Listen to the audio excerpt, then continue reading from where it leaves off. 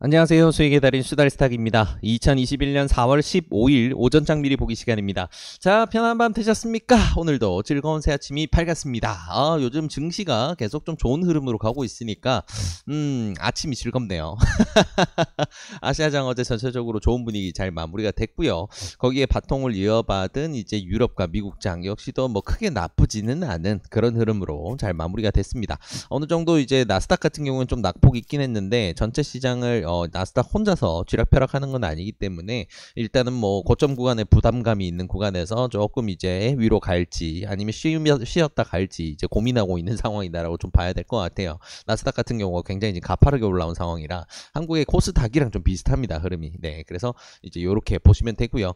전체적인 시장 흐름은 그대로 유지를 해서 보면 될 것 같습니다. 어제 한국장에서 수급 흐름도 굉장히 좋았어요. 네, 그저께 같은 경우에는 기관이 오후장에 들어서면서 미친 듯이 팔아가지고 상승폭을 굉장히 좀 제한하는 이런 안타까운 상황이 좀 발생을 했는데 어제 같은 경우에는 외인 기관 전부 다 코스피, 코스닥 가리지 않고 돈을 쭉쭉 밀어 넣으면서 좋은 흐름으로 마무리가 됐습니다. 그래서 특히나 오후로 갈수록 자금을 더 적극적으로 밀어 넣는 흐름이 좀 보였었는데요. 이런 부분이 아무래도 긍정적으로 오늘부터 해서 다음 주 그리고 5월까지 이어지는 증시 흐름에 좀 긍정적인 영향을 주는 이제 근거가 되었으면 하는 바람입니다. 그래서 일단 뭐 수급 흐름이나 아니면 지수 흐름 전 세계적인 이제 증시 추이 모두 다 강세장의 와중에 있다라는 거, 강세장 견해는 그대로 유지되고 있구나 기억하시면 좋을 것 같습니다. 오늘 특별히 뉴스가 없는 날이라서 짧은 뉴스들 두 가지만 챙겨보고 빠르게 오늘은 마무리를 하도록 할게요.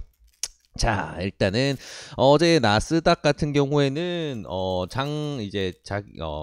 미국의 본장이 시작된 이후에 좀 강하게 나스닥이 빠졌는데 이런 빠진 배경에는 이제 연준의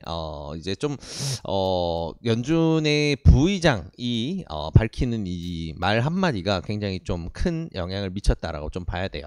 자, 우리가 이제 연준을 비롯해서 이제 각국에는 이제 중앙은행이 있죠. 네, 중앙은행 같은 경우에는 통화 정책, 기준금리와 통화 정책을 이제 총괄을 하게 되는데 이게 왜 중요하냐면 통화 정책의 방향성 그리고 이제 뭐 기준금리가 어떻게 움직일까 이런 이제 부수적인 부분 이런 부분들이 결국은 증시나 세계 경제에 큰 영향을 미치기 때문이에요. 근데 자 이제 요즘에 이제 이런 단어 워낙 많이 보셔서 웬만큼 다 알고 계실 겁니다. 인플레이션, 네, 물가 상승인데요.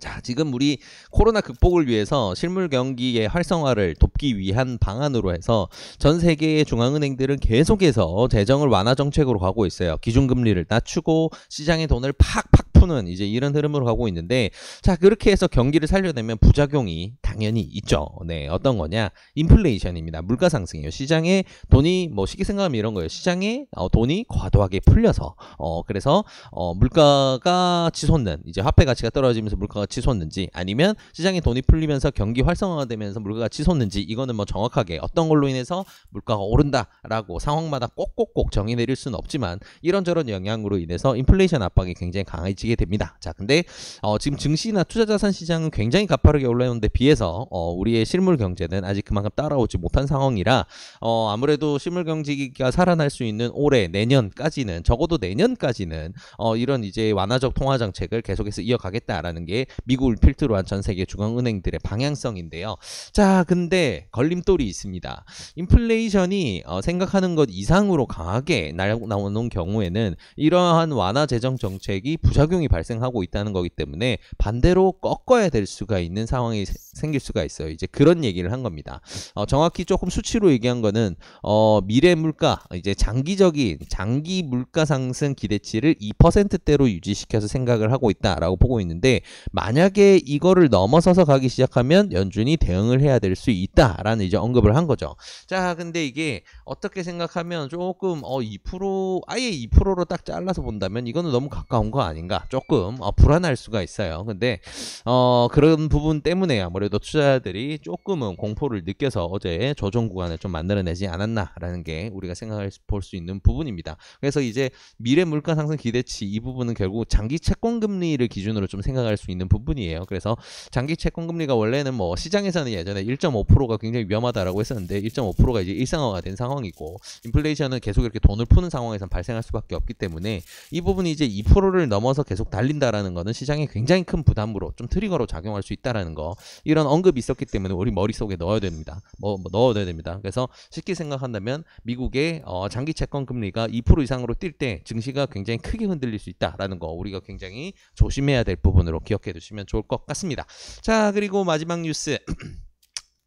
지금 반도체 시장 난리죠. 네.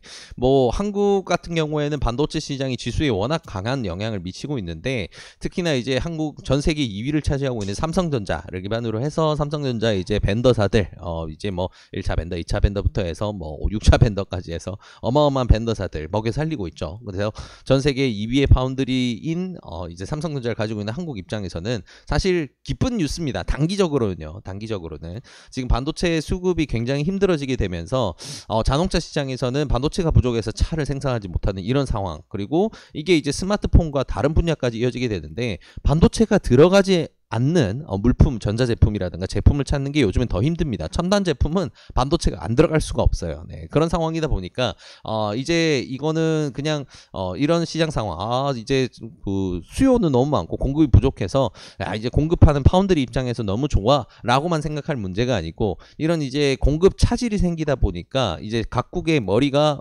분주해집니다. 이제까지는 외주를 맡기는, 이제 파운드리는 결국 외주라고 보면 되거든요. 외주 생산. 네, 그래서 외주 생산을 계속 맡기고 있었는데 이런 생산이 부족해지게 되니까 이런 반응이 나오게 되는 거죠.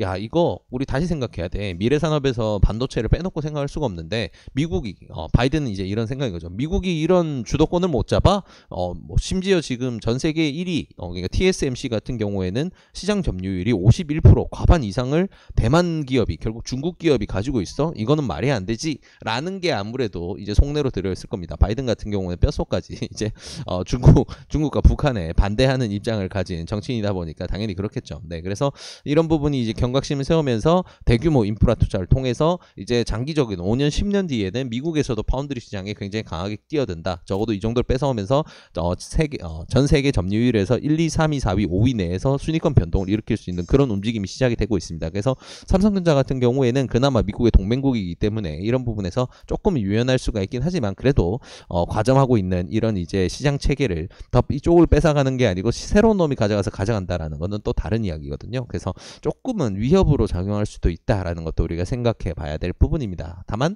적어도 내년까지는 매출이 아주 그냥 난리가 나겠네요. 네, 만드는 족족 팔려 나갈 테니까 굉장히 좋은 부분입니다.